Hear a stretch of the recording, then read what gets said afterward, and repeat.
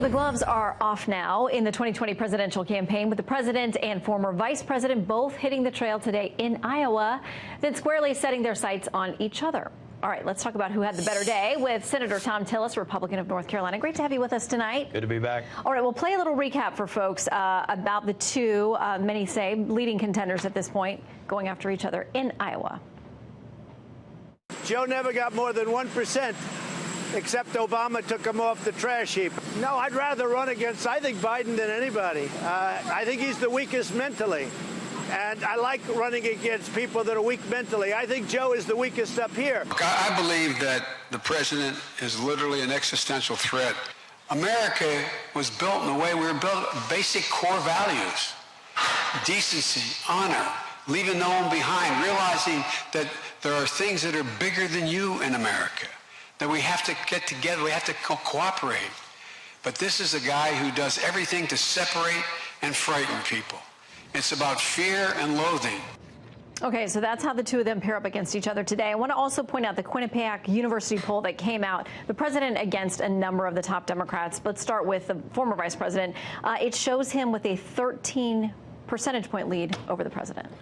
Well, I think a lot of people, we've got to look at what the election, how it unfolds next year. If you remember back in the 80s, everybody counted out President Reagan. His numbers were 15, 20 points behind his opponents. It became a landslide. I think the president runs on his record. He runs on fighting China's unfair trade practices. He runs on securing the border. He runs on good economic numbers. He gets reelected.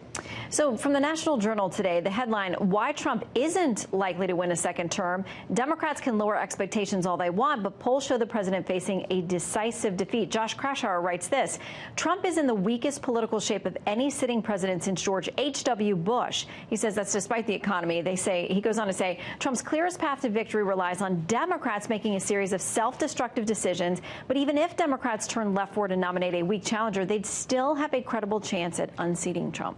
I don't buy it. I think that's pre-election year rhetoric. I think the president runs on a strong record. I believe that the American people like somebody who's fighting for him. Farmers in Iowa, farmers in North Carolina feel good about what the president's doing for them. I think once he's able to turn his attention to China and get a fair trade deal with them, and we secure the border, and we continue the great economic success, that's a winning formula for next year. Okay, so obviously you have a race, too. There are some primary contenders making a lot of noise, and people talking about the fact that you're now supportive of the president, maybe not always that way. One website says this: facing primary challenge, once proud rhino Thom Tillis converts to MAGA.